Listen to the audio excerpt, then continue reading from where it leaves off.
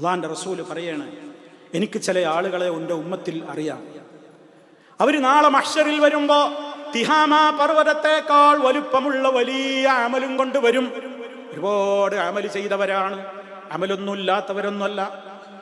നല്ല നല്ല പ്രവർത്തനങ്ങളൊക്കെ ചെയ്ത ആളുകൾ തന്നെയാണ് പരലോകത്ത് വരുന്നത്. പക്ഷേ അള്ളാഹു അതൊക്കെയും ധൂളികളായി അങ്ങ് പറത്തിക്കളയും. അതിന് കൂലില്ല. ഒരു അമലിനും അവിടെ അള്ളാഹു തആല പ്രതിഫലം കൊടുക്കൂല. ഇത് കേട്ടപ്പോൾ സഹാബത്ത് വിറച്ചുപോയി. ഒരു സഹാബി എഴുന്നേറ്റ് നിന്ന്, സൗബാൻ റളിയല്ലാഹു തആല അൻഹു എഴുന്നേറ്റ് നിന്നിട്ട് റസൂലുള്ളാഹിനോട് ചോദിച്ചു, നബിയെ, ആരാണ് ആ ഹതഭാഗ്യൻ? ഇത്രത്തോളം അമലുകളുമായി പരലോകത്ത് എത്തിയിട്ടും അള്ളാഹ് അത് സ്വീകരിക്കാത്ത ഈ പാപികൾ ആരാണ് നബിയെ? അവരുടെ കൂട്ടത്തിൽ ഞങ്ങളെങ്ങാനും അറിയാതെ പെട്ടുപോകാതിരിക്കാനാ നബിയെ ഞങ്ങൾ ചോദിക്കുന്നത്. പറഞ്ഞു തരൂ അവരാരാണെന്ന്.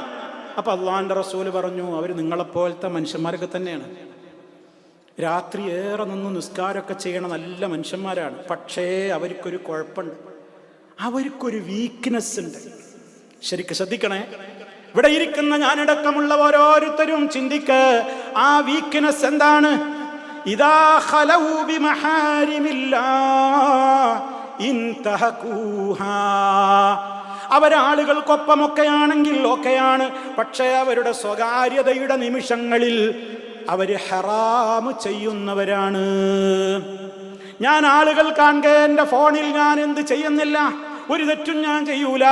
ആളുകൾ കാണുമ്പോൾ ഞാൻ മ്യൂസിക് കേൾക്കുന്നില്ല, സിനിമ കാണുന്നില്ല, കോമഡി കാണുന്നില്ല, അശ്ലീലം കാണുന്നില്ല, വേണ്ടാത്ത രൂപത്തിലുള്ള ഒന്നും ഞാൻ ചെയ്യുന്നില്ല.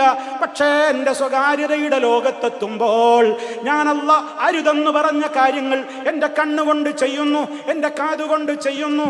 ഞാൻ എൻ്റെ റബ്ബിന് പൊരുത്തമില്ലാത്ത കാര്യങ്ങൾ ചെയ്യുന്നുവെങ്കിൽ, സ്വകാര്യയുടെ നിമിഷത്തിൽ എനിക്കെൻ്റെ റബ്ബിനെ പേടിയില്ലെങ്കിൽ, എനിക്കെൻ്റെ റബ്ബിനെ ഞാൻ ഏറെ പേടിക്കേണ്ടത് ഞാൻ ഒറ്റക്കാകുമ്പോഴല്ലേ.